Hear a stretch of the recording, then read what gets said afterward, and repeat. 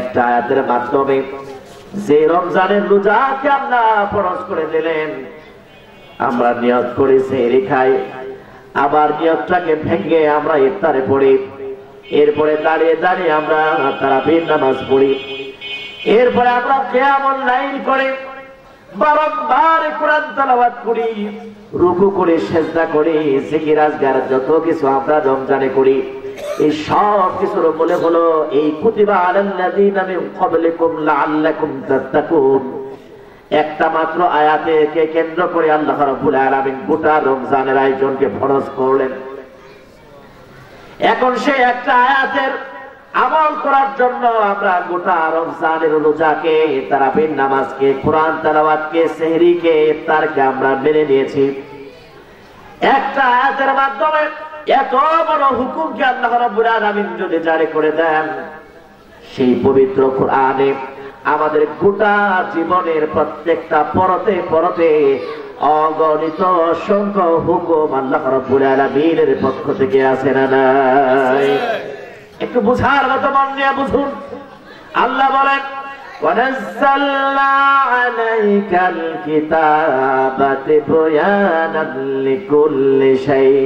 গোলাম রে, এমন কোন বিষয় নাই, এমন কোন বিধান নাই, আমি আল্লাহ যে বিধানের বর্ণনা সমাধান আমি আল্লাহ তোমাদের জন্য কোরআনে দেই নাই। সুবহানাল্লাহ বলেন। কিন্তু যেই দিকে আমি বলতেছিলাম লাআল্লাকুম তাত্তাকুন, অন্যদিকে কথা বলবো না, আল্লাহর ভয়ের কথাই বলবো।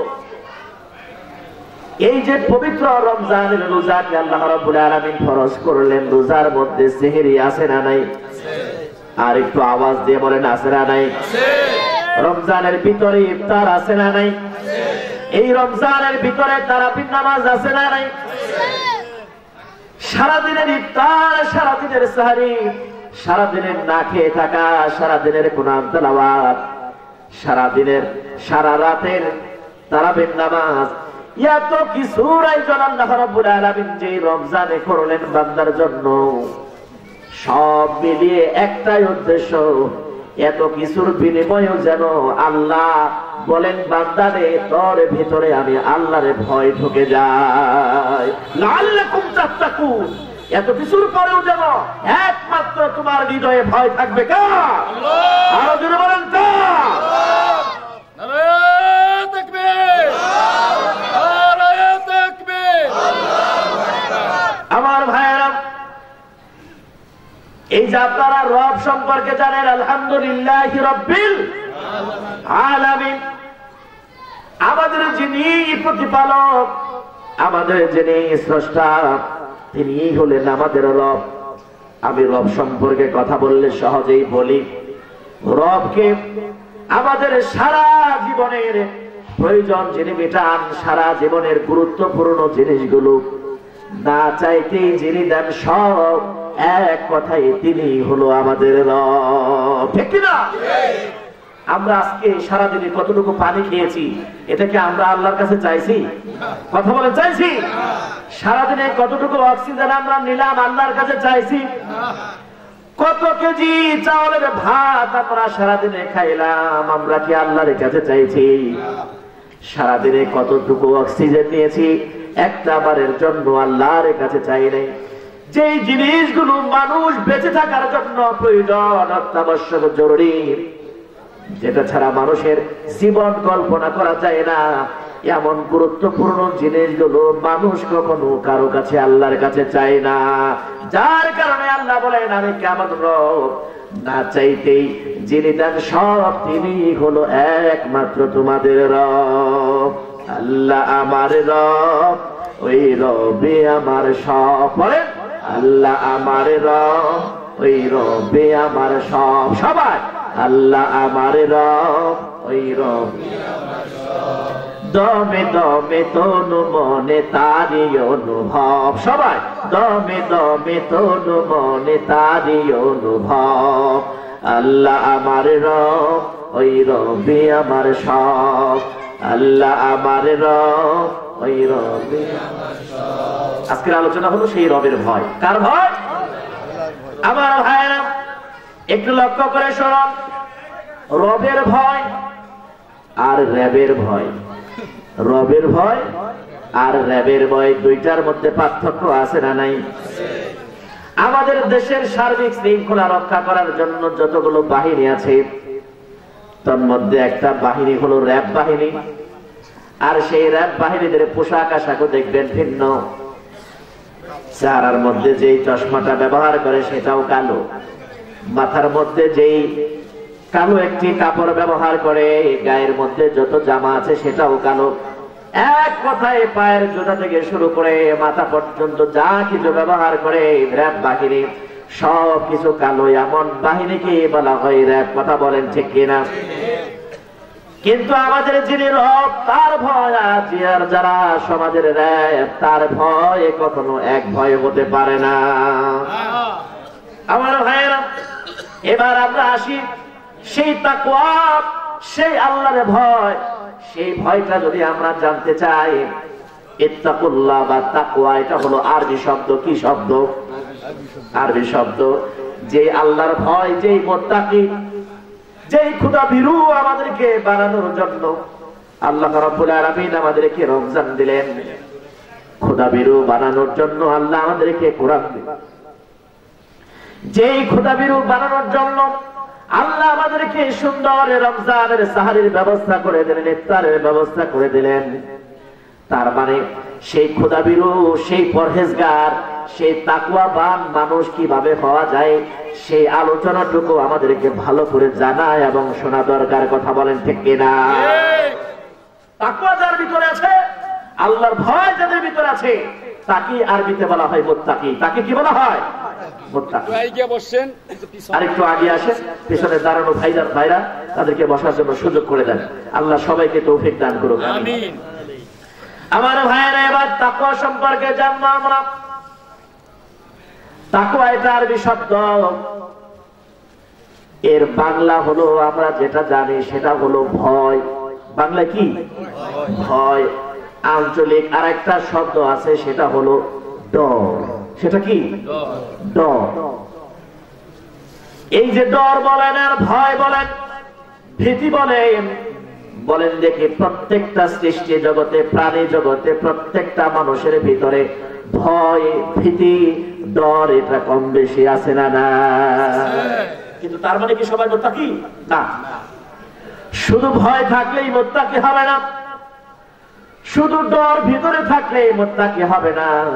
কারণ আপনার ভিতরে মরার ভয় আছে, তার মানে কি আপনি মুত্তাকি? আপনার ভিতরে অ্যাক্সিডেন্টের ভয় আছে, তার মানে আপনি মুত্তাকি না। আপনার ভিতরে ক্ষয়ক্ষতি, অনিষ্টতার ভয় আছে, দারিদ্রতার ভয় আছে, বিপদে পড়ে যাওয়ার ভয় আছে, হক কথা বললে মানুষের সামনে আপনি কালারে পড়ে যাবেন এই ভয় আছে, সরকার আপনাকে হামলা করবে, মামলা করবে এই ভয় আছে। আল্লাহ বলেন না না, শুধু ভয় থাকলেই মুত্তাকি হবে না। এক কথায় আমি আল্লাহর ভয় যদি তোমার অন্তরে থাকে তাহলেই তুমি মুত্তাকি হয়ে যাবে। আমার ভাইয়েরা, তাহলে তাকওয়া এর শাব্দিক অর্থ হলো ডর, ভয়, ভীতি। আর পারিভাষিক অর্থ হচ্ছে, তার মানে এর সুন্দর একটি সংজ্ঞা হচ্ছে আল্লাহর ভয়, ভীতি অন্তরে সদা সর্বদা 24 ঘন্টা জাগ্রত রেখে আল্লাহর আদেশ এবং নিষেধকে মানার নামই হচ্ছে তাকওয়া। সুবহানাল্লাহ। সোজা কথা, 24 ঘন্টা আমার হৃদয়ে কার ভয় জাগ্রত থাকবে? কথা বলেন, কার ভয় জাগ্রত নাকি মৃত? দুইটার মধ্যে পার্থক্য আছে না নাই? আপনি যখন ঘুমিয়ে যান, আপনি কি জীবিত না মৃত? আল্লাহুম্মা বিইসমিকা আমুতু ওয়া আহইয়া। হাদিসের পরিভাষায় নওমকে, ঘুমকে মৃত্যুর ছোট ভাই বলা হয়েছে। একজন মানুষ যখন ঘুমিয়ে যায়, দেখবেন ঘুমের মানুষের সামনে আপনি যদি তাকে ঘুষি দেন, আপনি যদি তাকে লাঠি দেখান, আপনি যদি তাকে আস্তে আস্তে কিছু বলেন, কিছুই সে যেমন শোনে না। প্রত্যেকটা মানুষের ভিতরে কম বেশি ভয় আছে, কিন্তু আল্লাহ রাব্বুল আলামিন বলেন এমন ভয় আমাকে করা লাগবে না, যে ভয় সব সময় জাগ্রত থাকবে। আমি আল্লাহ ভীরু, আল্লাহ বিরোধী, ইসলাম বিরোধী, কোরআন বিরোধী, নবীর সুন্নাহ বিরোধী কোন কাজ তুমি করবে তো দূরের কথা, তোমার অন্তরের ভয় তোমাকে বাধা দিবে, তোমাকে বাঁচিয়ে রাখবে এমন ভয় তাকওয়া তোমার অন্তরে থাকা দরকার। ঠিক কি না? এটা হলো তাকওয়া। আমরা মোটামুটি ভূমিকা শুনলাম এবং জানলাম। এবার আমি আপনাদেরকে একটু বলবো, একজন মানুষের ভিতরে যদি আল্লাহর ভয় থাকে তাহলে তার দ্বারা হাজারো দুনিয়ার কোন বড় অন্যায় কাজ করবে তো দূরের কথা, সেই অন্যায় কাজকে সেই স্পর্শও করতে পারে না। কথা বলেন ঠিক কিনা? আমার ভাইরা, আজকে আমাদের সমাজে যারা নামাজি, যারা মুসল্লি, তাদের ভিতরে আল্লাহর ভয় তাকওয়ার অভাবের কারণে অনেকের নামাজ হয় না। বহু মুসল্লি এমন আছে আল্লাহর ভয় ভীতি অন্তরে থাকার কারণে, আল্লাহ রাব্বুল আলামিনের ভয় ভীতি তাদের কলিজার ভিতরে থাকার কারণে নামাজ কবুল হয় না এবং তারা আল্লাহর কাছে মুত্তাকি হিসেবে তারা প্রমাণিত হয় না। কারণ হলো আল্লাহ রাব্বুল আলামিন বলেন, গোলাম রে ওয়ারকাউ মার রাকিঈন, যারা রুকু করে তোমরা তাদের সাথে রুকু করো, ওয়াসজুদ ওয়াক্তারিব, তোমরা সিজদা দাও, আর তোমরা যত সিজদা দিবে তত তোমরা আল্লাহর কাছে চলে আসবে। সুবহানাল্লাহ, সুবহানাল্লাহ। অথচ সেই নামাজে যাওয়ার পরেও আল্লাহর ভয় তো দূরের কথা, এদিক ওদিক তাকানি, শরীরে অযথা চুলকানি, নানান কিছু পোশাক আশাক ঠিক করা, হ্যান করা ত্যান করা, এরকম মুসল্লিদের মধ্যে অনেক স্বভাব আছে না নাই? আরো জোরে বলেন আছে না নাই? তবে আপনারা যেহেতু আমার শ্রদ্ধেয় চাচাজানের মুসল্লি, আমার মনে হয় আপনাদের মধ্যে এরকম মাঝে মাঝে মুসল্লি নাই। আল্লাহ আমাদেরকে মাফ করে সকলে বলেন আমিন। তবে এইরকম 2-4 জন মুসল্লি আমার আশুলিয়াতে আছে। যেমন এই ঘটনাটা আমি বাস্তবে প্রমাণিত বিধায় অনেক মাহফিলে আমি বলে থাকি। আমার একজন মুসল্লি আশুলিয়াতে, ওনার বয়স হবে 65 থেকে 70, খুবই মহব্বত করে আমাকে। কিন্তু লোকটা যতই নামাজ পড়ুক না কেন একটা সমস্যা, সেটা হলো সে কখনোই কোনো দোয়া কালাম মাসলা মাসাইল এগুলো জানতে চায় না। যতটুকু জানে আর না জানে সে শুধু খালি মানতেই চায়। দেখবেন সমাজে এখনো অনেক লোক আছে যারা জিকির আজগার তাসবিহ তাহলিল বিভিন্ন কিছু নামাজ টামাজ তারা পড়তে চায়, কিন্তু তাদেরকে যদি আপনি একটা জিনিস শিখাইতে চান তারা শিখতে চায় না। এরকম লোক আছে না নাই? আমার ভাইরা, কিন্তু আল্লাহর নবী বলছেন, তোমরা জানো যে কোনো জিনিস মানার আগে সেটা যদি তুমি জানো, জানার পরে সেই জিনিসটা যদি তুমি মানো, তুমি যখন সঠিকভাবে জানবে এরপরে সঠিকভাবে তুমি মানবে, সঠিকভাবে জানা এবং মানার মাঝে তোমাকে আল্লাহ কামিয়াব দান করবে। ওই মুসল্লি আমার দাদা ভাই সম্ভবত গেল রমজান না তার আগে রমজান বা যে কোনো এক রমজান মাসে আমাকে বলতেছে, ইমাম সাহেব হুজুর, মসজিদে আপনি রমজানে না থাকলেই ভালো। তো আমি বললাম কারণ? আপনি যে দিন রমজানে মসজিদে থাকেন ওই দিন তারাবির নামাজ অনেক লম্বা হয়। মাশাআল্লাহ, আপনি না থাকলে সেই দিন ইমাম সাহেব হুজুর খুব ছোট ছোট করে নামাজ পড়ায়, রুকু সেজদা তাড়াতাড়ি হয়ে যায়। তো আমি হাসতাম সাহেব করে বলতেছি, দাদা ভাই আমার মাসলা তোমার মাসলা কি আমার আলাদা মাসলা নাকি? কয় হ্যাঁ হুজুর, সারা জীবন শুই নাইলাম তারাবির মাসলা হলো তারাবি মানে তাড়াতাড়ি, তারাবি মানে ওই সারা জীবন ফতুয়া শুই নাইলাম তারাবি মানে তাড়াতাড়ি, আর আপনি নতুন করে ফতুয়া দিতেছেন তারাবি মানে বিশ্রাম, যার কারণে আপনি নামাজে গেলে নামাজ লম্বা হয়ে যায়। বুঝতেই পারছেন, যার ফতুয়া মানে তারাবি হলো তাড়াতাড়ি, এই মুসল্লির মধ্যে ঝামেলা আছে না নেই? ঝামেলা আছে। যেমন বুঝে তেমন করে, নামাজের কোনো গুরুত্ব নাই। হঠাৎ করে সেই মুসল্লি নিয়ে আমি একদিন জোহরের নামাজ আদায় করতেছি, 4 রাকাত নামাজের 2 রাকাত শেষ। প্রচন্ড গরমের দিন, 2 রাকাত নামাজ শেষ হতে না হতে আল্লাহর কি কাজ, হঠাৎ করে কারেন্ট চলে গেছে। আবার ওই বুড়া লোকটার আবার একটু গরম বেশি, যেই কারেন্ট চলে গেছে ওই বুড়া লোকটা 2 নাম্বার বা 3 নাম্বার কাতারের মধ্যে দাঁড়িয়ে আছে। কিসের নিয়ত আর কিসের নামাজ, কারেন্ট চলে যেতে দেরি, লাভ দেওয়া কারেন্ট গেছে রে নামাজের মধ্যে। এই উচ্চ আওয়াজ দিয়ে যখন বলছে কারেন্ট গেছে রে, মুসল্লিদের মধ্যে তো পোলাপান অল্প বয়সের মানুষ আছে না নাই? হাসতে হাসতে মসজিদের অবস্থা একবার ফাটিয়ে ফেলছে। এবার করলোটা কি? হঠাৎ করে কারেন্ট চলে গেছে। তখন আওয়াজ দিয়ে বলে কারেন্ট চলে গেছে। 10 সেকেন্ড 15 সেকেন্ড যেতে না যেতে আবার হঠাৎ করে কারেন্ট চলে আসছে। এবার তো বুড়া খুব খুশি। এবার বুড়ারে ঠেকাইকে আগেই তো নিয়ত ছাড়া শেষ। এবার বুড়া তো আবারও লাভ দিয়ে বলে কারেন্ট আছে রে। যারা হাসা বাকি ছিল এবার যেমন তারা হাসতে হাসতে মসজিদ থেকে সব পদত্যাগ করতেছে, কেউ বারান্দায় কেউ বাহিরে। আমি চিন্তা করলাম যে আমি আর গোপন রেখে লাভ কি, কারণ আমি তো ফেরেশতা না, আমিও একজন মানুষ। কথা বলেন ঠিক কিনা? নিয়ত ছেড়ে পিছন দিকে তাকিয়ে দেখি আমার যে ইমাম সাহেব হুজুর মোটামুটি নিয়ত বাইদা সেও খিটখিট করে হাসতেছে। আমি বললাম যে আপনি এই জায়গায় কেন? সবাই তো বাহিরে চলে গেছে। কয় হুজুর আপনারই একা একা একা এমনি বের হয়ে যায়।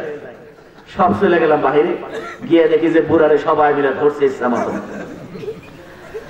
আমি বললাম ছেড়ে দেন, সবারই বাবার বয়সের বয়স হবে, কিন্তু সবারই একটা অভিযোগ করে হুজুর এই বুড়া এমন কাম করলো গোটা মুসল্লিদের নামাজ বাতিল কইরা দিল।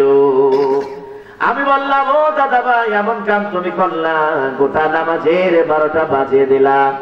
অমনি আমাকে মুখটা বেজার করে কয় হুজুর আমার কি দোষ? আমি তো মাত্র 2টা কথা বলছি, কারেন্ট গেছে আর আইছি। দেখছেন কত বড় ফেরেশতা আমার ভাইয়া। তার মানে বোঝা গেল ওই লোকটার ভিতরে ওই সময়ের জন্য সত্যিকার ভাবে যদি আল্লাহর ভয় বেঁধে তার অন্তরের মধ্যে যদি জাগ্রত থাকতো, বিদ্যুৎ চলে যাওয়া তো দূরের কথা, সাহাবায়ে কেরাম নামাজে দাঁড়িয়ে এক পাশ থেকে তীর ঢুকে আর এক পাশ যে বের হওয়ার পরেও যেন তারা যারা জানতো না, তেমন করে কারেন্ট চলে যাওয়া তো দূরের কথা, হাজারো গরম লাগলেও আল্লাহর ভয় অন্তরে জাগ্রত থাকার কারণে দুনিয়ার কোনো যন্ত্রণা আমার গায়ে লাগতো না। কথা বলেন ঠিক কিনা আমার ভাইয়েরা? এই জন্য আল্লাহ রাব্বুল আলামিন বলেন ইয়া আইয়ুহাল্লাযীনা আমানুত্তাকুল্লাহ হাক্কা তুকাতিহি ওয়া লা তামুতুন্না ইল্লা ওয়া আনতুম মুসলিমুন। আল্লাহু আকবার বলেন। আল্লাহ বলেন ও ঈমানদারেরা তোমরা শোনো, আমি আল্লাহকে যারা বিশ্বাস করো, আমি আল্লাহকে যারা না দেখে আমি আল্লাহর উপর ঈমান আনো, তারা শোনো আমি আল্লাহকে তোমরা ভয় করো। ইত্তাকুল্লাহ বলেন দেখি আমরা আল্লাহকে সবাই ভয় করি কি করি না? আরো জোরে আওয়াজ দিয়ে বলেন ভয় করি কি করি না? কারা কারা করি না? রে তাকবীর, লিল্লাহি তাকবীর। আল্লাহ বলেন না না তোমরা আমি আল্লাহকে ভয় করো, এটাও আমি আল্লাহ রাব্বুল আলামিন জানি, কিন্তু আমি আল্লাহ রাব্বুল আলামিনকে এমন ভাবে ভয় করলে তোমাদের চলবে না। কারণ আমি আল্লাহ জানি একটা সন্তান তার বাবা মাকে ভয় করে, স্কুলের ছাত্ররা তার টিচারকে ভয় করে কি করে না? ছোটরা বড়কে ভয় করে, প্রজারা রাজাকে ভয় করে, দেশের জনগণ সরকারকে ভয় করে, পুলিশ দেখলে মানুষ জনগণ ভয় পায়, আর্মি র্যাব দেখলে ভয় পায়। আল্লাহ বলেন না না হাক্কা তুকাতিহি, আমি আল্লাহকে গোটা দুনিয়ার রব হিসাবে, গোটা দুনিয়ার সব হিসাবে, মালিক হিসাবে, মনিব হিসাবে যেমন ভাবে হক করে ভয় করা দরকার, তেমন ভাবে ভয় না করে সাবধান তোমরা মুসলমান হিসাবে পরিপূর্ণভাবে সারেন্ডার না করে তোমরা মরবে না। সুবহানাল্লাহ। আমার ভাইয়েরা আল্লাহর ভয় একটা মানুষের কলিজার ভিতরে যদি ঢুকে যায়, দুনিয়ার কোনো পুলিশ বাহিনী লাগবে না, দুনিয়ার কোনো র্যাব বাহিনী লাগবে না, দুনিয়ার কোনো আর্মি বাহিনী লাগবে না। ওই আল্লাহর ভয় তার অন্তরের ভিতরে জাগ্রত থাকলে দুনিয়ার সমস্ত অন্যায় এবং পাপাচার থেকে আল্লাহর ভয় নামক হাতিয়ারই তাকে সব পাপের কাছ থেকে বাঁচিয়ে দিবে। যার কারণে আল্লাহ বলেন ও দুনিয়ার গোলামেরা, এই কোরআন নাজিলের উদ্দেশ্য বলো, রমজানের সিয়াম সাধন বলো, গভীর রাতের তারাবি, গভীর রাতে তোমাদের সেহরি খাওয়া বলো, এবং রাতে দাঁড়িয়ে তোমাদের তারাবির নামাজ বলো, সারাদিন না খেয়ে থেকে তোমাদের ইফতারের পূর্ব মুহূর্ত বলো, এত চমৎকার চমৎকার প্রশিক্ষণের উদ্দেশ্যের একটা মাত্রই কারণ হলো যেন আমি আল্লাহর ভয় তোমাদের অন্তরে একটা বারের জন্য ফিট হয়ে যায়। আমি আল্লাহর ভয় যদি তোমাদের কলিজার ভিতরে একটা বারের জন্য ঢুকে যায়, তুমি জিন্দেগীর সবকিছু উপেক্ষা করে জীবন এবং মৃত্যুকে বাজি রেখে পৃথিবীর সবকিছু তোমার একদিকে, আমি আল্লাহর ভয় আর একদিকে, বন্দুকের অস্ত্রের সামনে দাঁড়িয়েও দুনিয়ার সবকিছুকে পরোয়া না করে আমি আল্লাহকে ভয় করে তুমি ঈমানের উপর, তোমার ভয়ের উপর তুমি অটল থেকে যাবে। আল্লাহর ভয় হলো এমন একটা জিনিস, আল্লাহর ভয় যুবকের অন্তরে যদি বিরাজ করে ওই যুবক কখনোই পাপাচার করতে পারে না। আল্লাহর ভয় যদি কোনো যুবতী মেয়ের অন্তরে যদি বিরাজ করে, জাগ্রত থাকে, ওই যুবতী মেয়ে কখনো তার যৌবনের আমানতের খেয়ানত করতে পারে না। তার জ্বলন্ত প্রমাণ হচ্ছে চমৎকার একটি ইতিহাস আপনাদের সামনে তুলে ধরছি। আপনারা জানেন পৃথিবীর মধ্যে যতগুলো শক্তিধর রাষ্ট্র রয়েছে তার মধ্যে আমেরিকা অন্যতম একটি দেশ, কথা বলেন ঠিক কিনা? সেই দেশের সাবেক প্রেসিডেন্টের নাম আপনারা জানেন, ডোনাল্ড ট্রাম্প। নাম কি? Donald Trump. ডোনাল্ড ট্রাম্প কেমন মানুষ আপনারা জানেন, কিন্তু তার চেয়ে বড় কথা, ডোনাল্ড ট্রাম্প হলো একজন কি মুসলমান নাকি কাফের? মুসলমান নাকি কাফের? সে হলো পরিচয়ের দিক থেকে একজন খ্রিস্টান। কি? খ্রিস্টান। তো সেই ডোনাল্ড ট্রাম্পের পোশাক আশাক চলাফেরা মোটামুটি আমাদের দেশের নাস্তিক বা উল্টাপাল্টা যারা তাদের মতোই, কিন্তু আমার উদ্দেশ্য যেদিকে সেটা হলো ডোনাল্ড ট্রাম্পের যে স্ত্রী, দেখবেন তার অবস্থাটা কেমন। ডোনাল্ড ট্রাম্প একদিক দিয়ে যায়, তার শরীরের মধ্যে প্যান্ট শার্ট সবকিছু ঠিক আছে, কিন্তু তার যে স্ত্রী সেটা তো পুরুষ না মহিলা? মহিলা। কিন্তু তার গায়ের জামা কাপড় থাকার কথা সবচেয়ে বেশি, কিন্তু দেখবেন যে তার জামা কাপড় সবচেয়ে কম, কথা বলেন ঠিক কিনা? আমি মনে করি যে ফকিরদের ঘরে ফকিরনি, মনে হয় এমন বংশে বিয়ে করছে যে বংশের মানুষ জামা কাপড় কিনতে জানে না বা জামা কাপড় কেনার সাধ্য নাই। আসলে বিষয়টা তা নয়, বিষয়টা হচ্ছে অসভ্যতা এবং বেহায়াপনা তাকে এমন ভাবে গ্রাস করেছে, তার ভিতরে নীতি নৈতিকতা আল্লাহর স্রষ্টার ভয় ভীতি বিন্দু পরিমাণ না থাকার কারণে একজন মহিলা মানুষ হয়েও উলঙ্গ বেশে ওপেনলি চলাফেরা করে, কথা বলেন ঠিক কিনা? তাহলে যেই দেশের প্রধানমন্ত্রীর স্ত্রী হয়ে এরকম অর্ধলঙ্গ পোশাক পরে সেই দেশের সাধারণ মানুষের কি অবস্থা হতে পারে আপনারাই অনুমান করেন। আমার ভাইয়েরা, আমার বন্ধুগণ, সেই আমেরিকার দেশের একটি ঘটনা কালচার আপনাদের সামনে বলছি। অনেক লম্বা লম্বা বিল্ডিং। আমাদের ঢাকা শহর যদি আপনারা গমন করেন, অথবা ঢাকা শহর নয় আমাদের এই পার্শ্ববর্তী কালিয়াকৈর, মির্জাপুর বা টাঙ্গাইল, দেখবেন লম্বা লম্বা বড় বড় বিল্ডিং এ ওঠার জন্য বর্তমানে বিভিন্ন ধরনের লিফটের ব্যবস্থা আছে না নাই? কোন লিফট হলো বক্স লিফট, কোন লিফট বলা হয় ক্যাপসুল লিফট, আবার কোন লিফটকে বলা হয় স্লিপার লিফট, আবার কোন লিফটকে বলা হয় চলন্ত লিফট। এক একটা লিফটের এক একটা নাম। সাধারণত বক্স লিফটের ধরনটা হলো এরকম, বিল্ডিং এর মাঝামাঝি কোনো জায়গায় থাকে ছোট্ট একটি কামরা বা রুমের মতো। বক্স লিফটটা যখন ভিতর দিয়ে চলে, বাহিরের মানুষ শুধু সিগন্যাল ছাড়া ভিতরে কে আছে বা কারা আছে কিচ্ছুই দেখে না এবং জানে না, কথা বলেন ঠিক কিনা? তো আমেরিকার এমন একটি বিষয় হলো 50 তলা একটি দামি বিল্ডিং এ ওঠার জন্য 25 থেকে 30 বছর বয়সের একজন যুবক, একেবারে টকবগে যৌবন দিয়ে ভরা এমন একটি যুবক লিফটের মাঝে সামনে দাঁড়িয়ে আছে, দরজার সামনে। লিফট কখন তার সামনে চলে আসবে আর লিফটের ভিতরে ঢুকবে, 50 তলা বিল্ডিং এর উপরে চলে যাবে তার নির্দিষ্ট কাজের গন্তব্যে। হঠাৎ করে অপেক্ষমান সেই যুবকের সামনে 50 তলা থেকে লিফটটা চলে আসলো একেবারে নিচের তলা। লিফটের দরজা চট করে খুলে গেল, যুবক ছেলেটা লাফ দিয়ে লিফটের ভিতরে ঢুকে গেল। যে যুবক ছেলেটা লিফটের ভিতরে লাফ দিয়ে ঢুকে গেল, পিছন দিক থেকে ওই আমেরিকার একজন খ্রিস্টান মেয়ে, 18 থেকে 20 বছরের মতো বয়স হবে, একেবারে অর্ধ উলঙ্গ, জামা কাপড় নাই বললেই চলে এমন একটি মেয়ে, লাল টকটকা সুন্দর। সেই সুন্দরী মেয়েটা হঠাৎ করে যুবক ছেলেকে ডাক দিয়ে ইশারা দিয়ে বলে, আমিও তো লিফটের ভিতরে যাব। এক পর্যায়ে যুবতী মেয়েটাও লাফ দিয়ে লিফটের ভিতরে ঢুকে গেল। যুবক এবং যুবতী যখন লিফটের ভিতরে ঢুকে গেল, লিফটের দরজা চট করে বন্ধ হয়ে গেল। যুবক ছেলেটা 50 সিঁড়ির মাঝে চাপ দিলেন। যুবতী মেয়েটা চিন্তা করলেন, আমিও তো 50 তলায় যাব। লিফটের দরজা বন্ধ হয়ে ঝাঁকি দিয়ে লিফটটা আপন গতিতে 50 তলার দিকে যেতে লাগলো।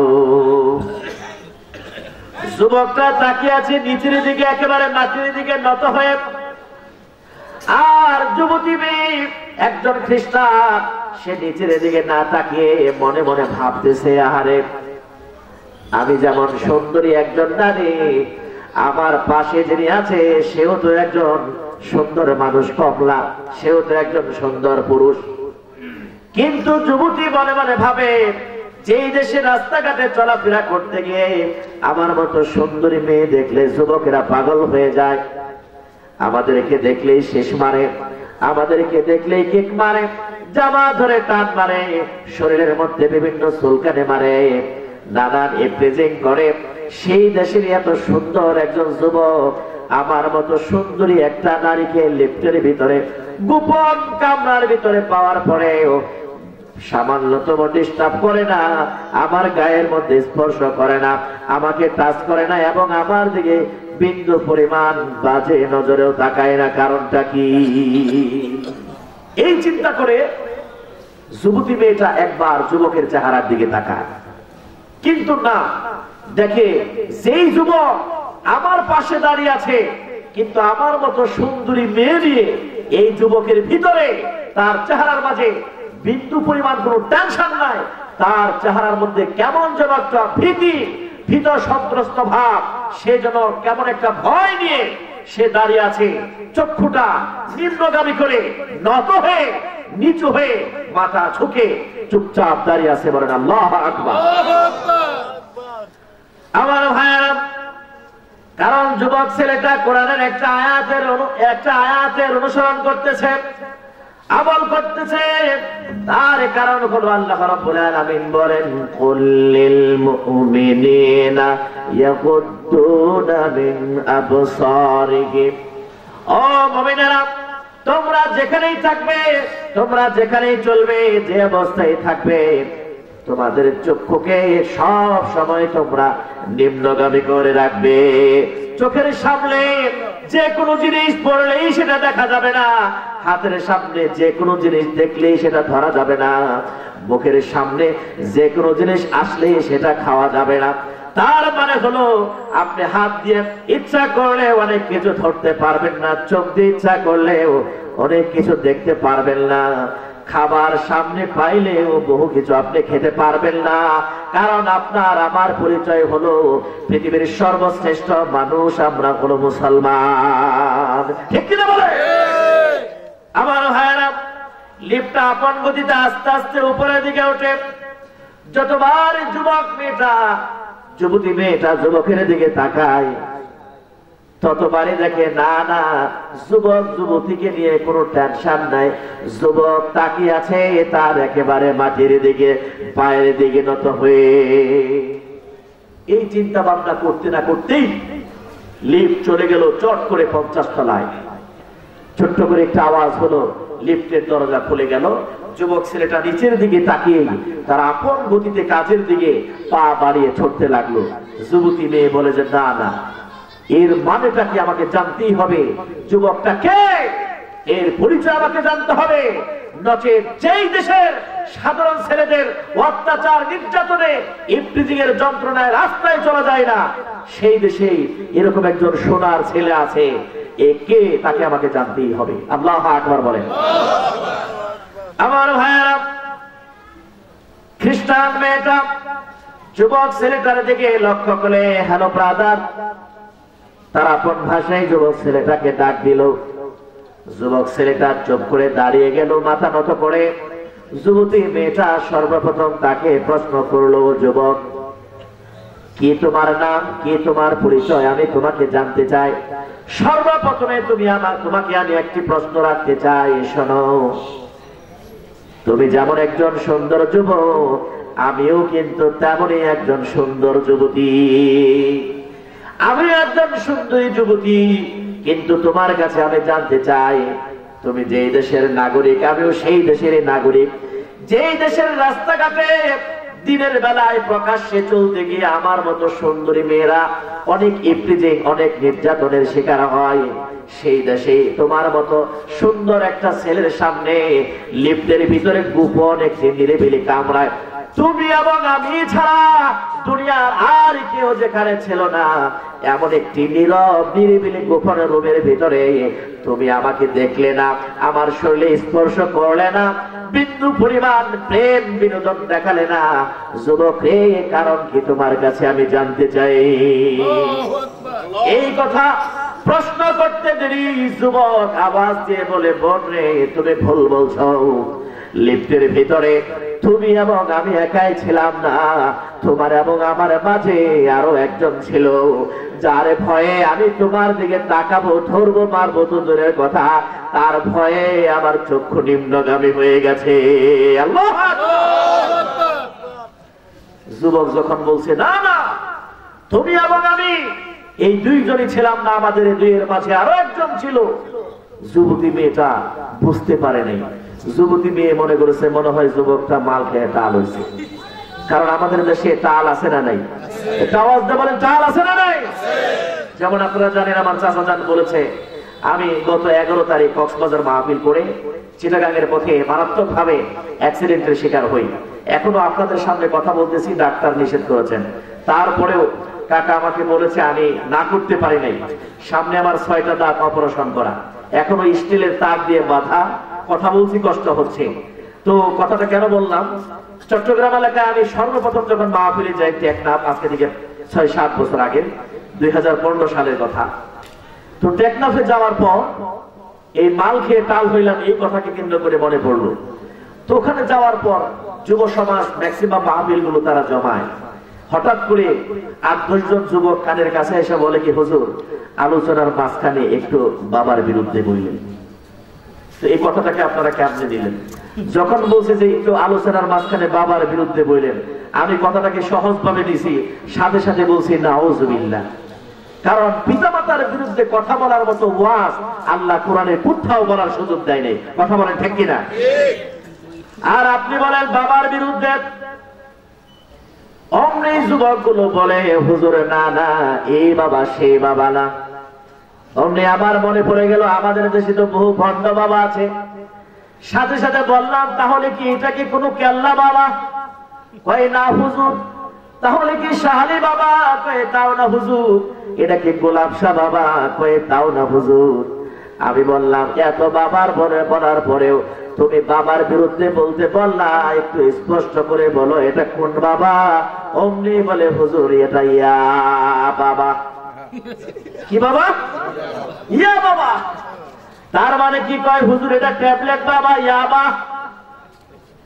এই ট্যাবলেট বাবা আপনারা জানেন, ইয়াবা বলেন আর গাঁজা বলেন, মদ বলেন, এগুলো খাইলে মানুষের মাথা টাল হয় কি হয় না? একটা মানুষ কিছুক্ষণ আগে সুস্থ, এখন যদি 1 গ্লাস মদ খায়, এই লোকটা হয়ে যায় অসুস্থ। আমি নিজের চোখে দেখেছি, যেই লোকটা কিছুক্ষণ আগেও দেখা হলে সালাম দিত, ওই লোকটা মদ খাওয়ার পর ওই হুজুরের দেখার পর চোখ গরম করে, এরকম আছে না নাই? এটা হলো দুনিয়ার মদ। মদের রিয়াকশন কি? এক বেচারা মদ খাইছে, মদ খাওয়ার পর বাড়ির সামনে বেরিয়েছে, এখন যারই দেখে মানুষ তারই মনে করে শত্রু। ওর কাছে শত্রু আর বন্ধু দুইটাই সমান, কারণ ওর ব্রেন এখন বিকৃতি হয়ে গেছে। কথা বলেন ঠিক কিনা? তো সাংঘাতিক একটা ব্যাপার। বেচারা মদ খাওয়ার পর মানুষের সাথে ধাক্কা ধাক্কি গোটাগুটি যাই করছে না করছে, হঠাৎ করে বেচারা মদ খেয়ে বাড়ির সামনে বের হয়েছে। বের হওয়ার পরে যা দেখে সবাই শত্রু মনে হয়, কিন্তু বেচারা বুঝতেই পারে নাই যে এমন একটা শত্রু সামনে দাঁড়িয়ে আছে, যে শত্রুটা কোনো মানুষ না। বাড়ির সামনে ছিল কারেন্টের খাম্বা। কারেন্টের খাম্বা আছে না? কারেন্টের খাম্বারে মনে করছে এটাও বুঝে মানুষ। ওই যে মদ খাইছে আমার মাথায় ধরে না। কারেন্টের খাম্বার সামনে যাওয়ার পরে ওরে ভয় দেখায়, কয়ে বেটা সাইড দে।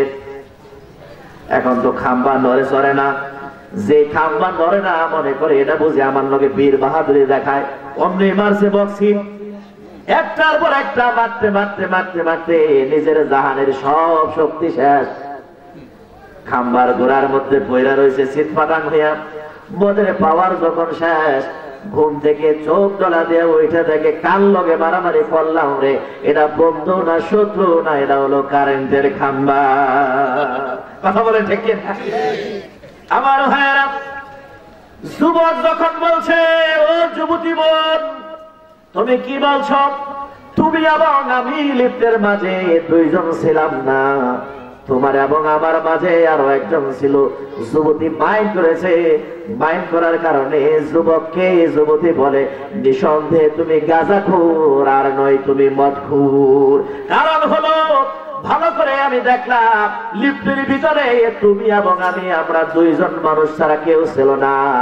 আর না দেখে আন্তাজি তুমি ভয় করিলে তুমি আমার দিকে তাকাও নেই, নিঃসন্দেহে তুমি মদ গাঁজা না খাইলে এরকম উল্টা পাল্টা বলতা না। যুবক বলে ও বোন তুমি কি মুখ সামলিয়ে কথা বলো, তুমি কাকে কথা বলো জানোনি? আমি এমন একজন যুবক জীবনে মদ গাঁজা তো দূরের কথা, একটা বিড়ি সিগারেটও কোনোদিন খাই না, আমি এমন একজন যুবক। এরকম যুবক এখনো সমাজে আছে না? আছে। আমার ভাইয়েরা, এখন যুবতী বলে ও যুবক নিঃসন্দেহে তুমি যদি মদ গাঁজা না খাও, তুমি যদি বুদ্ধিমান থাকো, আর কোনো ফলিতা নয়, আর কোনো ঝামেলা নয়, স্পষ্ট তোমার কাছ থেকে জানতে চাই লিফটের মাঝে তুমি এবং আমার মাঝে আমি কাউকে দেখি নাই, তুমি যাকে দেখেছো লক্ষ্য করেছো সে কে, তুমি আমার কাছে স্পষ্ট করে খুলে বলো। এবার যুবক বলে ও বোন তুমি তো জানো না, লিফটের ভিতরে আমি যখন ঢুকে গেলাম, এরপরে তোমার মতো অর্ধ উলঙ্গ একটা নারী যখন লিফটের ভিতরে ঢুকে গেল, আমার এবং আপনার তোমার আমার যিনি রব আমার আল্লাহ আমার দিকে তাকিয়ে আছে, আমি লক্ষ্য করেছি এই লিফটের গোপন একটি রুমের ভিতরে আমি যেন আমার ঈমানটাকে সেভ করে দেই। যার কারণে আমি আমার আল্লাহকে এমন ভাবে ভয় করি সেখানে দুনিয়ার কেউ ছিল না। আমার ভয়, আল্লাহর ভয় আমার অন্তরে জাগ্রত ছিল। আমার আল্লাহর ভয় তোমার চেহারা থেকে, তোমার নজর থেকে আমাকে আল্লাহ হেফাজত করেছেন। বলেন সুবহানাল্লাহ। খ্রিস্টানরা তো আল্লাহ বলে না। এবার যুবতী বলে ও যুবক তুমি আল্লাহ বললে তার কারণ কি? নিঃসন্দেহে বোঝা গেল তুমি আমার দলের লোক না, তুমি আমার বংশের লোক না। যুবক রে, আমি তোমার কাছ থেকে পরিচয় জানতে চাই, তোমার পরিচয় কি, কে তোমার নাম, কে তোমার বংশ পরিচয়। এবার যুবক বলে মিল্লাতা আবিকুম ইব্রাহিম হুয়া সাম্মাকুমুল মুসলিমিন। জোরে বলেন আল্লাহু আকবার।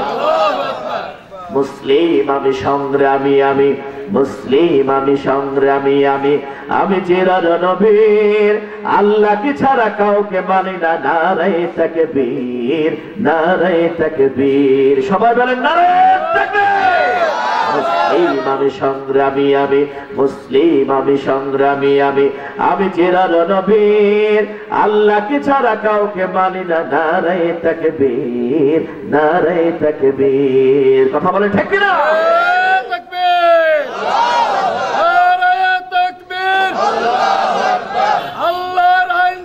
সৎ লোকের শাসন চাই, আল্লাহর আইন চাই, আমার ভাইয়েরা।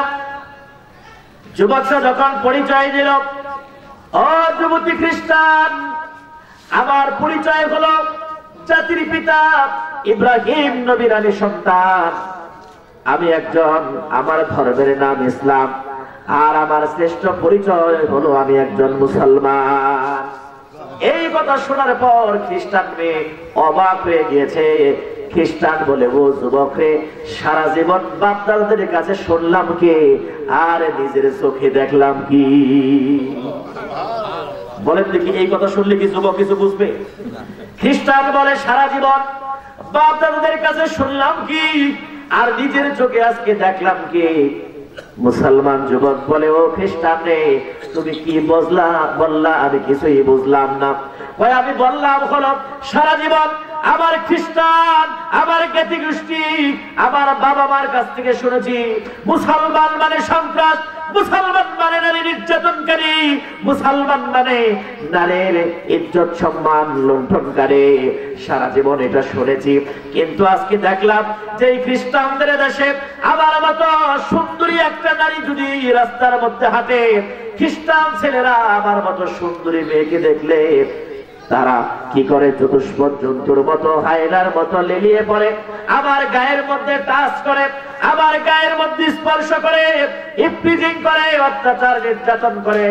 অথচ সেই খ্রিস্টানদের দেশে তোমার মতো মুসলমান একজন যুবক, আমার মতো সুন্দরী একজন অর্ধ উলঙ্গ নারীকে একেবারে নীরবে গোপন একটা রূপের ভিতরে পাওয়ার পরেও আমাকে তুমি ধরলা না, আমাকে তুমি মারলা না, আমাকে তুমি আঘাত করলে না, এবং কি বিন্দু পরিমাণ তুমি বাজে নজরেও তুমি আমার দিকে তাকালে না। যার কারণে আমি বললাম সারা জীবন শুনলাম কি আর নিজের চোখে আজকে দেখলাম কি। সুবহানাল্লাহ।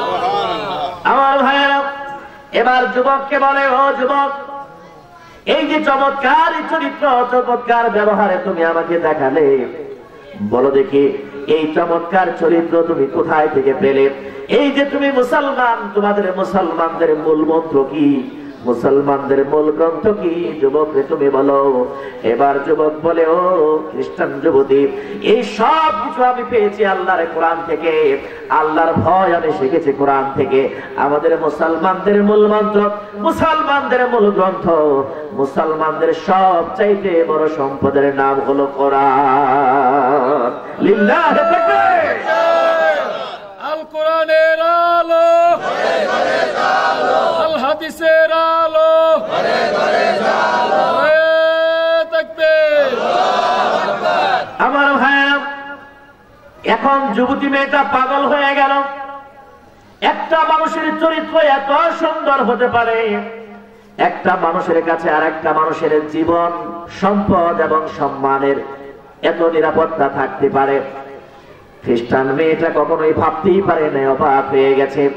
এবার খ্রিস্টান মেয়ে বলে, যেই কোরআনের চরিত্রের কারণে, যেই কোরআনের জ্ঞানে জ্ঞানী হয়ে, কোরআনের গুণে গুণী হয়ে তুমি এমন একজন চমৎকার সোনার মানুষ হয়েছ হিংস্র জানোয়ারের দেশে, এই খ্রিস্টানদের এই আমেরিকার দেশে। অতএব সেই কোরআন সম্পর্কে আমি যদি জানতে চাই, সেই কোরআনটাকে যদি আমি শিখতে চাই, ও মুসলমান যুবক রে, বলো বলো আমার জন্য কি সেই সুযোগটুকু হবে? যুবক ছেলে বলে, ওয়ামান আহসানু কাওলাম মিম্মান দাআ ইলাল্লাহ।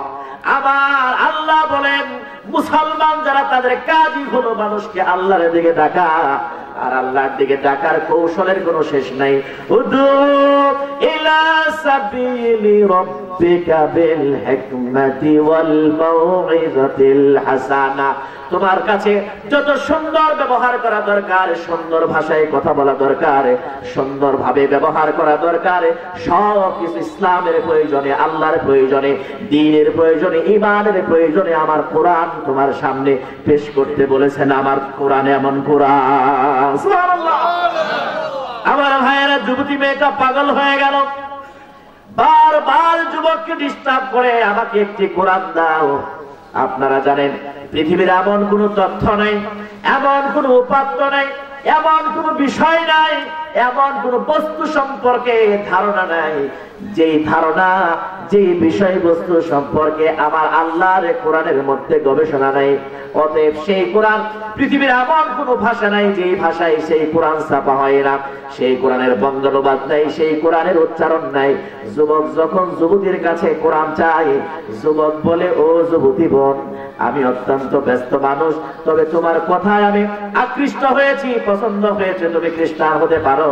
তোমার প্রীতি শ্রদ্ধা রেখে আমি বলছি, একটু সুযোগ দাও, সময় দাও। আমার ব্যতিব্যস্ততা কাজকর্ম সেরে সময় মতো তোমার সাথে দেখা করব, জায়গা মতো তোমার, সময় মতো তোমার হাতের মধ্যে আমি কোরআনকে তুলে দেব। আল্লাহু আকবার। আর জোরে বলুন আল্লাহু আকবার।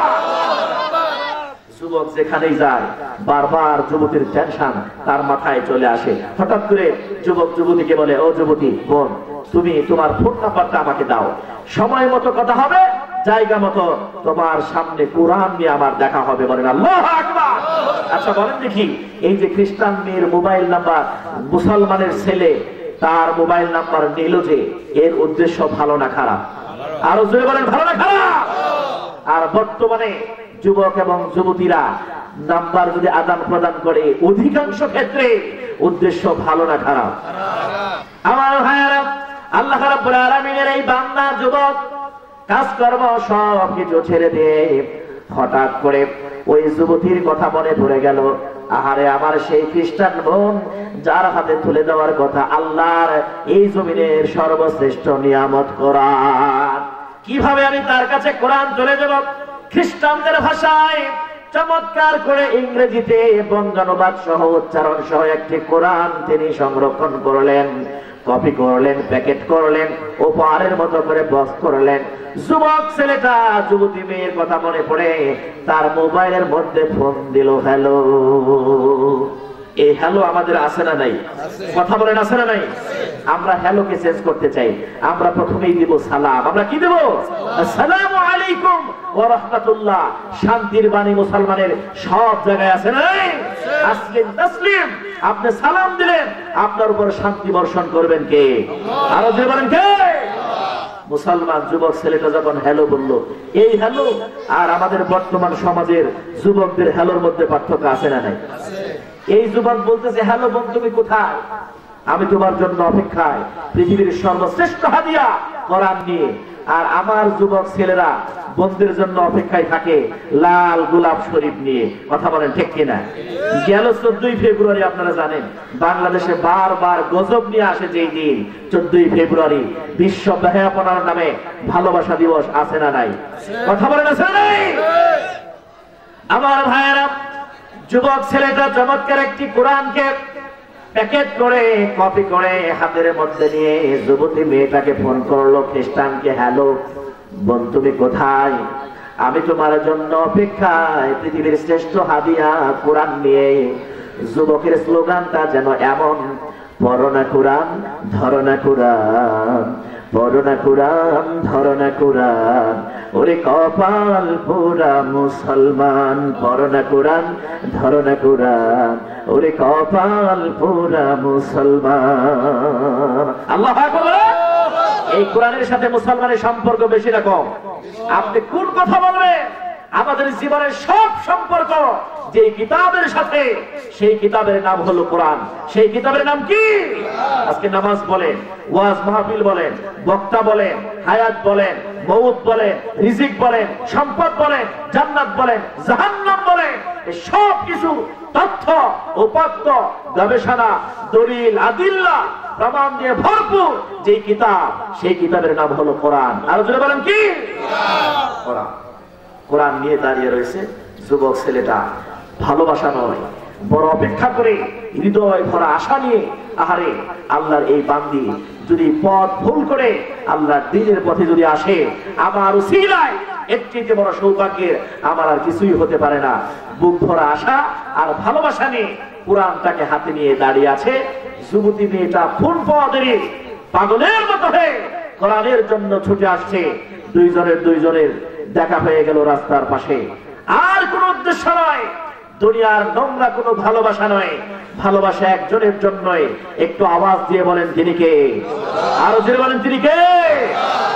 জীবন আমার আল্লাহরই জন্য, মরণ আমার আল্লাহরই জন্য, জীবন আমার আল্লাহরই জন্য, মরণ আমার আল্লাহরই জন্য, ভালোবাসা আল্লাহরই জন্য, বিরহ জানা সে তো আল্লাহরই জন্য, জীবনে মরণে তোমারই হয়ে হতে চাই ধন্য। জোরে বলেন আমিন। আল্লাহ তুমি ভালো বাসো বেশি যে জীবন,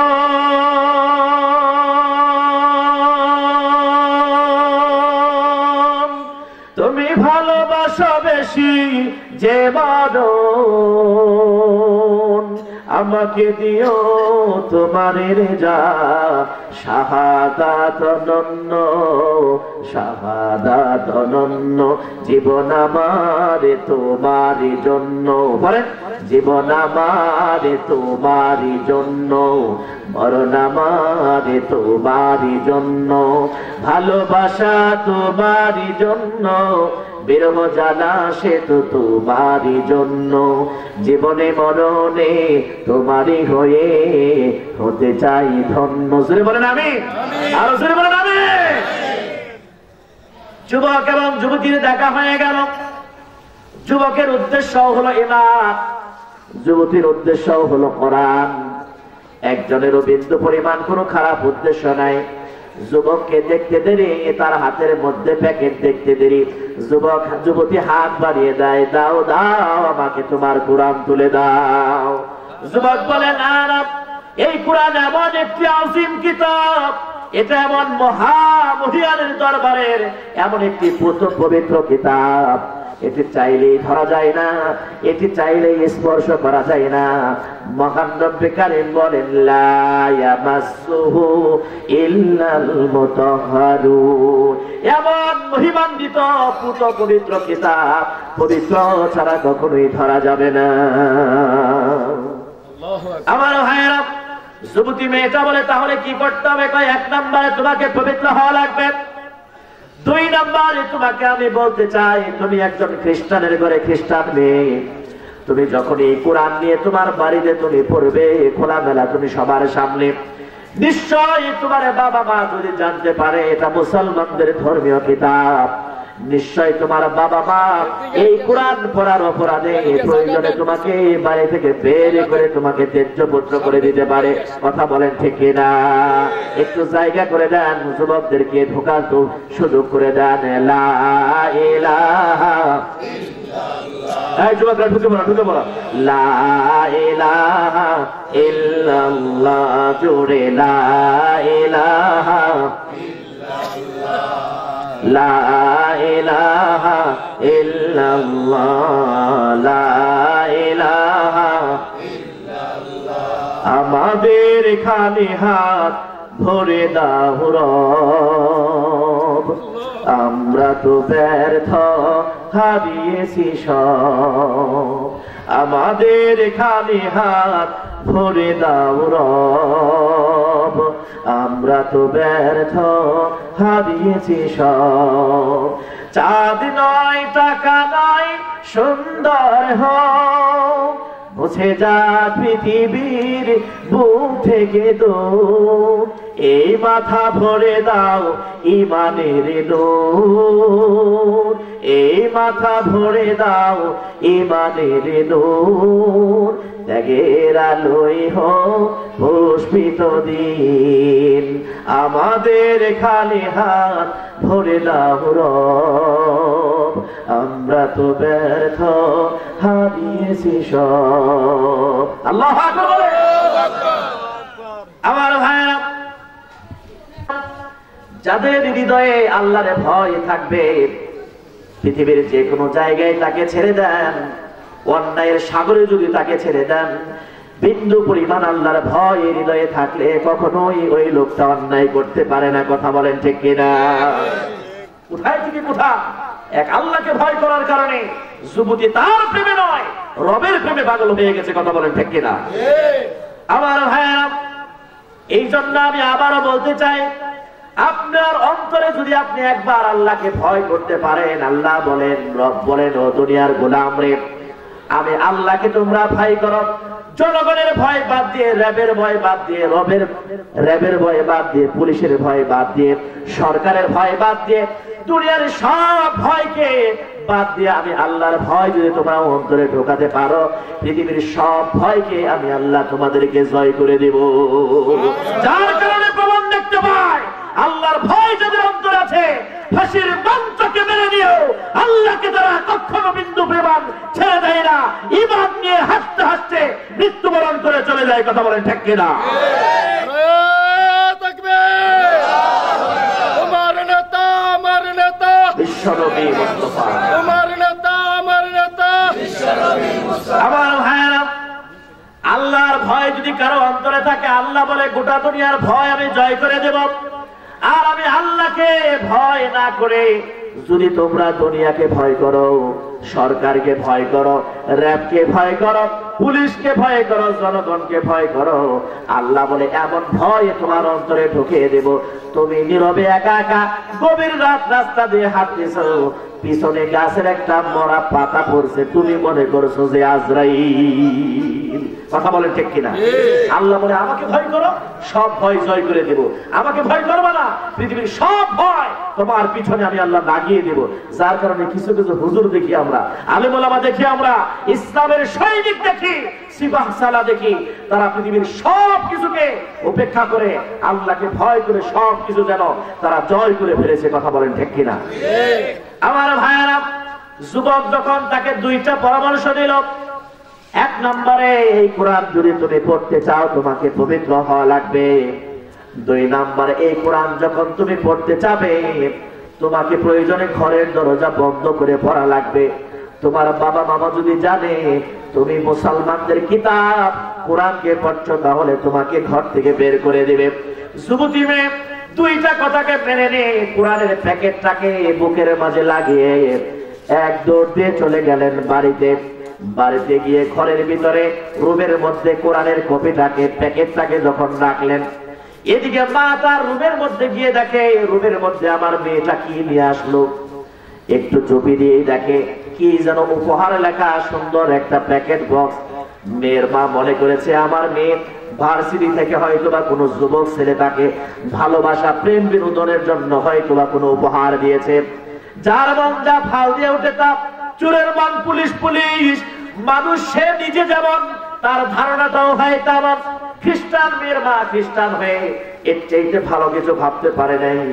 খ্রিস্টান মেয়েটা গোসলখানা থেকে পুত পবিত্রতার সাথে গোসল করে সুন্দর করে জামা কাপড় পরিধান করে ঘরের দরজা জনমের মতো বন্ধ করে যখন ঘরের ভিতরে কোরআনের প্যাকেটটাকে খুলে ফেললেন, প্যাকেটটা খোলার পর ইংরেজি ভাষায় চমৎকার উচ্চারণ সহ বঙ্গানুবাদ সহ কোরআনের কপিটাকে যখন খুললেন, আমরা জানি সর্বপ্রথম কোরআনটাকে খুললে আমাদের জন্য শ্রেষ্ঠ সূরা সূরা ফাতিহা উপহার দান করেন কে?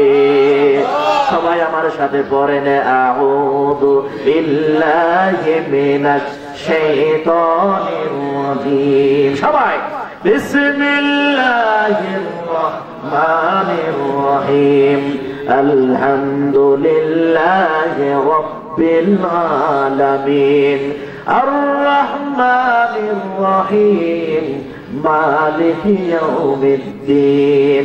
কোরআন পড়লে অন্তরে শান্তি আছে না নাই? আমার ভাইয়েরা, আপনি বুঝা পড়েন তাও শান্তি, না বুঝা পড়েন তাও শান্তি। আপনি না পড়ে যদি বৈশা বৈশা শুনেন তাও শান্তি আছে না নাই? এমন মজার কিতাব আপনি পৃথিবীতে কোথাও পাবেন না। আপনি ইমানের সাথে ধরলে সওয়াব, ইমানের সাথে পড়লে সওয়াব, ইমানের সাথে শুনলে সওয়াব, ইমানের সাথে কোরআনের যদি আমল করেন, আল্লাহ কয় শুধু সওয়াবই না, তোমাকে আমি আল্লাহ দুনিয়ার মধ্যে সোনার মানুষ বানিয়ে নেব। কোন দেশ যদি কোরআন দিয়ে চলে, আল্লাহ বলে ওই দেশ সোনার মদিনা নয়, ওই দেশটাকে আমি আল্লাহ সোনার দেশ বানিয়ে দেব। বলেন সুবহানাল্লাহ। আজকে আমরা দেশ দিয়ে দেশের নাম দিয়েছি সোনার বাংলাদেশ। কথা বলেন নাম কি? সোনার বাংলাদেশ। আসলে কি এই দেশে খোঁজাখুঁজি করে কোনো সোনা পাওয়া যায়? বরঞ্চ আপনি সোনার বাংলাদেশে সোনা খুঁজতে যাবেন, সোনা পাবেন না, চোর পেয়ে যাবেন, বাটপার পেয়ে যাবেন। কথা বলেন ঠিক কিনা? আল্লাহ কয় পাঠিয়েছি কোরআনকে তোমার দেশটাকে সোনায় পরিণত করার জন্য। সেই কোরআন দিয়ে দেশ পরিচালনা না করে মানব প্রচিত তৈরি করা ব্রিটিশদের আইন দিয়ে তুমি দেশ পরিচালনা করবা, ওই দেশ সোনায় পরিণত হবে না, ওই দেশ চোর বাটপার দিয়ে ভরে যাবে। কথা বলেন ঠিক কিনা? সোনার মদিনা হয়েছে কেমনে? আপনারা জানেন মদিনার নামই ছিল ইয়াসরিব। ওই দেশের মানুষগুলো কোরআনের বিধান দিয়ে জীবন সংসার সমাজ গড়লো। আল্লাহ এই দেশের নাম পাল্টিয়ে দেব, এদেশ ইয়াসরিব থাকবে না। এদেশের মানুষগুলো যেহেতু কোরআনকে মেনে নিয়েছে সমাজ এবং রাষ্ট্রে, অতএব ইয়াসরিব নামক এই দেশটা সোনার মদিনা হয়ে যাবে। সুবহানাল্লাহ। আমার ভাইয়েরা, যুবতী মেয়েটা পড়া শুরু করে দিল। সূরা ফাতিহা যখন শেষ হয়ে গেল, সূরা বাকারা পড়া শুরু করলো। অনেক লম্বা সূরা। সূরা বাকারা যখন পড়া শেষ করলো, আলে ইমরান পড়া শুরু করলো। মেয়েটা তখনও বুঝে না আমি কি পড়ি, কিন্তু মেয়েটা মনে মনে ভাবে, যতই পড়ে আর ততই ভাবে যে আমি তো যত পড়তেছি আমি বুঝতেছি না, জানতেছি না। কিন্তু মেয়েটা গুনগুন করে বলে, আমি যা পড়ি তা ভালোই লাগে, বড় মধুর লাগে। আমি যতই পড়ি ততই ভালো লাগে, আরো মজা লাগে। ভালো বলবেন না? মেয়ে বলে, আমি যা পড়ি তা ভালোই লাগে, বড় মধুর লাগে। আমি যতই পড়ি ততই ভালো লাগে, আরো মজা লাগে। আল্লাহু আকবার। হঠাৎ করে লম্বা সময় মেয়ের মা চিন্তা করলো যে কলেজ থেকে মেয়ে আসলো, খাওয়ার নেই দাওয়ার নেই, কার একটা উপহারের প্যাকেট পেয়ে পাগল হয়ে ঘরের দরজা বন্ধ। কারণটা কি? ঘরের দরজার কাছে যে কান পিনে দেখে যে না, মেয়ে তো চুপচাপ না, মেয়ে তো দেখা যায় কথা বলতেছে। কি করতেছে? কথা বলতেছে। হঠাৎ করে দরজার মধ্যে আঘাত করার পর মেয়ে বলে, কে? বাহির থেকে মেয়ের মা বলে, ওই মেয়ে দরজা খোল, আমি তোর মা। যেই কথা বলতেছে মেয়ের মা বলে, ওই মেয়ে তুই কার সাথে কথা বলস? মেয়ে বলে, জবাব দেয়, মাগো তুমি আমাকে ডিস্টার্ব করো না, আমি খারাপ কারোর সাথে কথা বলি না। সুবহানাল্লাহ। মেয়ে তো আগেই পরিচয় পেয়ে গেছে, কারণ আমরা যখন কোরআন পড়ি কথা হয় কার সাথে? আরো জোরে বলেন, কার সাথে? ইমাম যখন কোরআন তেলাওয়াত করে, আমরা যখন মনোযোগ দিয়ে শুনি, আমরা ইমামের কথা শুনি না, আমরা কার কথা শুনি? আমার ভাইয়েরা, মেয়ের মাকে বলে, মা গো আমাকে তুমি ডিস্টার্ব করো না। মেয়ের মা বলে, ওই মেয়ে তুই কার সাথে কথা বলোস? কই আমি খারাপ কারোর সাথে কথা বলি না। যেই বলছে খারাপ কারোর সাথে কথা বলি না, মেয়ের মা জবাব চেঞ্জ করে আবার নতুন করে প্রশ্ন করে, ওই মেয়ে তুই যার সাথে কথা বলো সে কে বা সে কেমন? পরিচয় যখন জানতে চেয়েছে, এবার মেয়েটা কোরআন তেলাওয়াতের মধ্য দিয়ে কোরআন থেকে রবের পরিচয় পেয়ে চমৎকার করে উত্তর দেয়, মাগো আমি যার সাথে কথা বলি সে বড় দয়াবান, সে বড় মেহেরবান। আমাদের জন্য সবচেয়ে যিনি দয়াবান, সবচেয়ে যিনি মেহেরবান, তিনি কে? আরো যিনি বলেন কে? আর রহমান আল্লামাল কুরআন খালাকাল ইনসান আল্লামাহুল বায়ান। আল্লাহু আকবার বলেন। কে দিল রে লতার মাঝে এত সুন্দর কদু? কে দিল রে মৌচাকেতে মিষ্টি কত মধু? কে দিল রে মানুষের মুখে এত সুন্দর ভাষা? তারি দ্বারা বুঝায় মানুষ আপন মনের ব্যথা। লা ইলাহা ইল্লাল্লাহ, জোরে লা ইলাহা ইল্লাল্লাহ, লা ইলাহা ইল্লাল্লাহ, লা ইলাহা ইল্লাল্লাহ, জোরে লা ইলাহা ইল্লাল্লাহ। আল্লাহ নাম যতই ডাকি ততই মধুর লাগে, নামে এত মধু থাকে কে জানি তো আগে। কথা বলেন ঠিক কিনা? ও নাম প্রাণের প্রিয়তম, ও নামে ডাকি মজনু শাম, ওই নামে পাপিয়া ডাকে প্রাণের গোলাপ বাগে। আল্লাহ নাম যতই ডাকি ততই মধুর লাগে, নামে এত মধু থাকে কে জানি তো আগে। চিল্লা বলে কথা ঠিক কিনা? মেয়ে কি জবাব দিল? মারে মা আমি যার সাথে কথা বলি সে বড় দয়াবান, সে বড় মেহেরবান। সুবহানাল্লাহ বলবেন না? আর রহমান আল্লামাল কুরআন খালাকাল ইনসান আল্লামাহুল বায়ান। তিনি সেই রহমান যিনি মানুষের উপরে সবচাইতে শ্রেষ্ঠ দয়া করে কোরআন করেছেন দান করে বলেন সুবহানাল্লাহ। কোরআনের পরিচয় পেয়ে মেয়ে যখন মাকে জবাব দেয়, সুরের মন পুলিশ পুলিশ, মেয়ের মা মনে মনে বলে ঠিক আছে, তুই যার সাথে কথা বলস সেই ছেলেটা যদি মেহেরবান হয়, সেই ছেলেটা যদি দয়াবান হয়, এমন দয়াবান মেহেরবান এমন যুবক ছেলেই তো আমার জামাই হওয়া দরকার। এমন হবু জামাইয়ের সাথে যত কথা বলার তুমি বলে নাও। কিন্তু মেয়ে তো কার সাথে কথা বলে মেয়ের মা জানে না। এক পর্যায়ে মেয়ের মা চলে গেছে, আবারও কিছুক্ষণ পর দরজার মধ্যে যখন আঘাত করে, এক পর্যায়ে মেয়ে বলে, ও মা তুমি বারবার আমাকে ডিস্টার্ব করো কেন? মেয়ের মা বলে, কেন ডিস্টার্ব করে? তুই কি খাবি না? খাওয়া দাওয়া বাদ দিয়ে তুই কি করস? আমাকে তো তুই বলবে না? মেয়ে এবার জবাব দেয়, মা গো আমি গভীর ভাবে দয়াবান এবং মেহেরবানের সাথে আমি কন্ট্যাক্ট করি। আল্লাহু আকবার। আমার ভাইয়েরা, মেয়েটা যতই কোরআন তেলাওয়াত করে ততই ঈমান বাড়িয়ে দেয় কে? আরো জোরে বলেন কে? ঈমান হলো এমন একটি, কোরআন হলো এমন একটি ঈমান বাড়ার একটি মন্ত্র। আপনি বুঝেন আর না বুঝেন, যতই পড়বেন ততই ঈমান বাড়বে, যতই পড়বেন ততই ঈমান বাড়বে। কোরআনের সাথে যতই সম্পর্ক করবেন আপনি ততই আলোকিত জীবন পাবেন। এক পর্যায়ে শুধু বাড়বেই না, আল্লাহ বলেন ওয়া আলা রাব্বিহিম ইয়াতাওয়াক্কালুন। একটা মানুষ কোরআন যত পড়ে, কোরআনের সাথে যত সম্পর্ক রাখে, বাড়তে বাড়তে বাড়তে বাড়তে ওই মানুষটার ঈমান এমন পর্যায়ে পর্যন্ত বেড়ে যায়, এমন পর্যায়ে যখন চলে যায় দুনিয়ার কাউকে পরোয়া না করে একমাত্র আল্লাহর উপরে ভরসাই করে সেই লোকটা পড়ে থাকে। আওয়াজ দিয়ে বলেন কথা ঠিক কিনা? আমার ভাইয়েরা, মেয়ের মা চলে গেল, হঠাৎ করে যুবতী মেয়েটার মনে পড়ে গেল সেই ইমানদার যুবকের কথা, যার মাধ্যমে আমি চমৎকার কোরআন পেলাম, যার মাধ্যমে আমি রবের পরিচয় পেলাম। এমন যুবকটার সাথে আমার একটু কথা বলা দরকার।